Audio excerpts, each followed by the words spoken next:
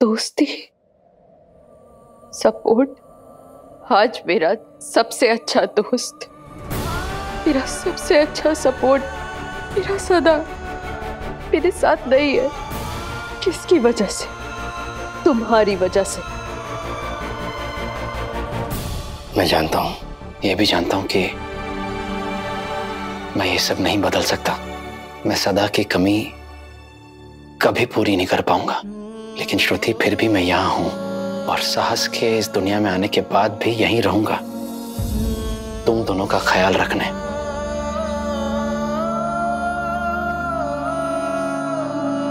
मैं जानता हूं तुम्हें अपनी पहचान छुपा के रखना अच्छा नहीं लगता, लेकिन बिना किसी पहचान के रहना जेल में रहने से तो बेहतर ही है ना। श्रुति, मैं तुम्हें और साहस को बचाने की हर मुमकिन कोशिश कर रहा हूं। हर जगह पर यह झूठ बोल रहा हूं कि तुम मेरी बीवी हो, सिर्फ इसलिए ताकि तुम्हारी पहचान छुपी रहे। ऐसा करने से मैं कानून के खिलाफ जा रहा हूं, अपने डिपार्टमेंट के खिलाफ जा रहा हूं। मेरी नौकरी भी खतरे में है, लेकिन एक बात बहुत अच्छी तरीके से जानता हूं, मैं जो कुछ भी कर रहा हूं बिल्कुल सही कर रहा हूं। अपने मरते हुए दोस्त को जो वादा दिया है वो मेरे जॉब से, मेरे करियर से कहीं ज्यादा बड़ा है। लेकिन तुम एक वादे के लिए मेरे और मेरे बच्चे की मदद के लिए कितना कुछ दांव पे लगाओगे विराट। तुम्हारी नौकरी खतरे में है, तुम्हारी बीवी के साथ तुम्हारे रिश्ते ताक पे रखे, सिर्फ मेरे लिए। तुम अपनी बीवी को मेरे और सदा के बारे में सब कुछ क्यों नहीं बता देते हो? तुम नहीं जानती मेरा कितना मन है उसे सब कुछ सच सच बताने का, लेकिन जैसा कि मैंने तुम्हें बताया, तुम्हारी मदद करके मैं कानून को अपने हाथ में ले रहा हूं। और अगर इस बारे में मैंने उसे कुछ भी बताया तो मेरे साथ साथ कानून की नजरों में मेरे जुर्म का हिस्सेदार बन जाएगी वो, और मैं अपनी वजह से उसकी जिंदगी और उसका करियर नहीं बिगाड़ूंगा। मुझे नहीं समझ आ रहा विराट, मैं क्या कहूं। तुम इतनी मुसीबतों में हो और सिर्फ इसलिए क्योंकि तुम मेरी मदद कर रहे हो। अपने दोस्त के लिए कर रहा हूं, तुम्हारे लिए नहीं। वो तुम्हारा नजरिया है विराट।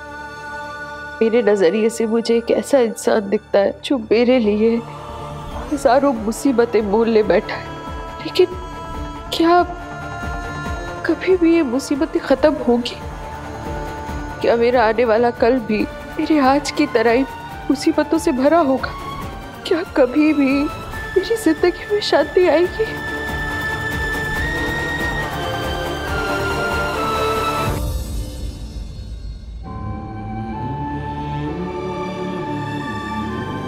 जरूर आएगी। हर रात के बाद सवेरा आता है और तुम्हारी जिंदगी का सवेरा मैं लाऊंगा। भरोसा रखो मुझ पर। तुम इन सब बातों पे ध्यान मत देना। आज तुम्हारे लिए फंक्शन रखा है, फिर तुम्हारे लिए रखे गए फंक्शन में तुम ही लेट हो जाओगे तो फिर कैसे लगेगा बताओ तो बेटा। तुम्हारे डीन सर, प्रोफेसर साहब, उनका अपमान हो जाएगा ना। जल्दी से तैयार होना बेटा प्लीज। और पत्रलेखा, मैं तुमसे विनती करती, आगे कुछ मत बोलना। मैंने ऐसा क्या कह दिया है? सही, पुलकित को कितना बुरा लगेगा सोच। आपको पता है सुबह से पुलकित मुझे बार बार फोन कर रहा है कि तुम लोग कब आ रहे हो, तुम लोग कब आ रहे हो। लेकिन ताई, विराट सर मेरे साथ आने वाले थे। साफ पता चल रहा है कि उनके लिए मेरा ये फंक्शन कोई मायने ही नहीं रखता। कल तो इतनी बड़ी बड़ी बातें कर रहे थे कि मैं क्यों नहीं आऊंगा तुम्हारे फंक्शन में। ये तो मेरे लिए बहुत गर्व की बात है। हम लोग शॉपिंग जाएंगे, पता नहीं क्या क्या, पता नहीं कहाँ गायब हो गए। ठीक है, उन्हें जहाँ जाना है वो जाए, लेकिन आज मैं कहीं नहीं जाऊंगी। सही, तुम्हें पता है निनाद नीचे तैयार होके तुम्हारा इंतजार कर रहे हैं। बड़े नाज से कह रहे थे आज मैं मेरी बहू को कॉलेज छोड़ने जाऊंगा। और तुम तो जानती हो ना सही, ये सब उनके लिए कितने मायने रखता है। मुझे पता है आई बाबा बहुत खुश है, लेकिन विराट सर का क्या? मुझे बहुत डर लग रहा है विराट, अपने लिए, अपने बच्चे के भविष्य के लिए। मैं कैसे पालूंगी इसे? कुछ दिनों पहले तक मैं जंगल में थी, अपनी सदा के साथ, अपने लोगों के साथ। अब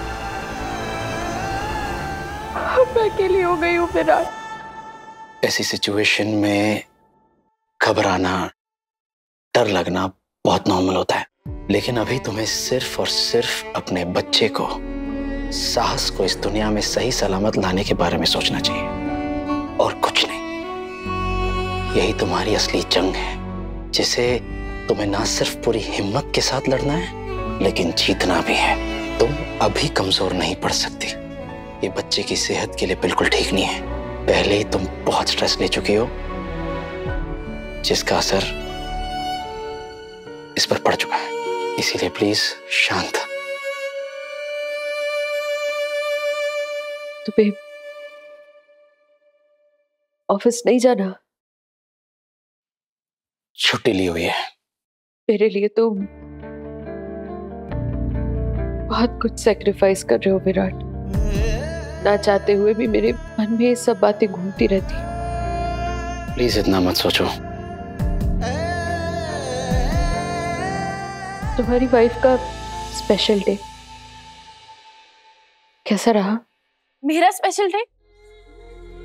विराट सर को इसकी परवाह नहीं है तो काय का स्पेशल डे?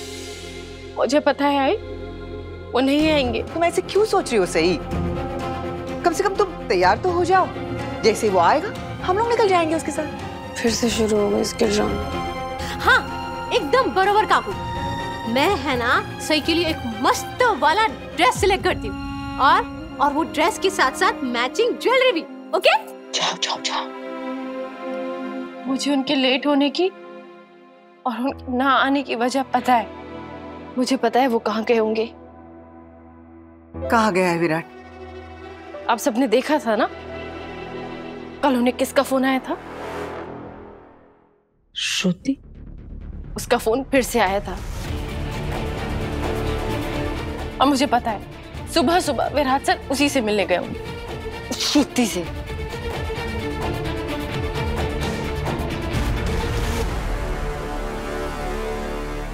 अगर तुम्हें पता था कि विराट बाहर जाने वाला है तो तुमने उसे रोकने की कोशिश क्यों नहीं की बड़ा? क्योंकि आई वो जाने से पहले कहाँ आपको कुछ बताते हैं, कहाँ मुझे कुछ बताते हैं। ये तो होना ही था। एक आदमी कब तक अपनी सो कॉल्ड बीवी के ताने सुनेगा? जब एक आदमी को उसके घर में शांति नहीं मिलती तो वो अक्सर बाहर जाके सुकून तो तलाशता ही है ना। बाकी दीदी प्लीज आप अपनी फिलॉसफी अपने पास ही रखिए। ठीक है, मैं अपने पास ही रख लेती हूँ, लेकिन मुझे तो ये समझ में नहीं आ रहा कि विराट के प्रॉमिस पूरा ना करने पे तुम इतनी हैरान क्यों हो रही हो, जबकि कल रात तुमने सबके सामने उस पर इतना चिल्लाया, इतना एटीट्यूड दिया। फिर तुम्हें क्यों लगता है कि वो तुम्हारे बारे में सोचेगा? ए, पत्रलेखा, चुप कर। मेरा वीरू ऐसा नहीं है, वो बहुत अच्छा है। ओके? अगर उसकी गलती होती है ना तो वो सुनता भी है और सॉरी भी बोलता है। सही के एक्सीडेंट के बाद जब हॉस्पिटल में मैंने उसे डांटा था तो वो चुप करके सुन रहा था ना, उसने कुछ बोला नहीं ना। और जब सही बेहोश थी तो उसने तब तक कुछ नहीं खाया जब तक सही होश में नहीं आई, है कि नहीं?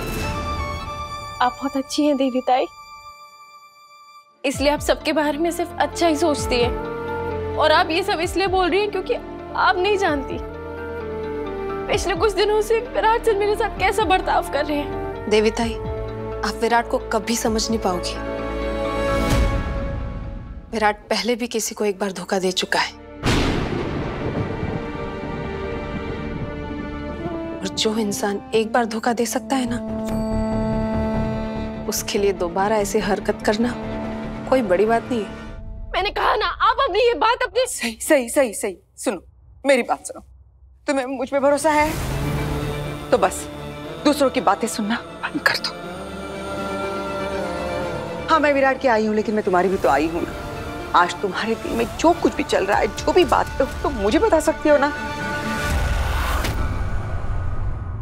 विराट ने जो मेरे साथ किया आज वही सही के साथ कर रहा है। वो हमेशा अपनी ड्यूटी की आड़ में छुपने की कोशिश करता है। फर्ज, जिम्मेदारी, वादे, इन बड़े बड़े शब्दों के बोझ तले वो अपनी हरकतों को दबाने की कोशिश करता है।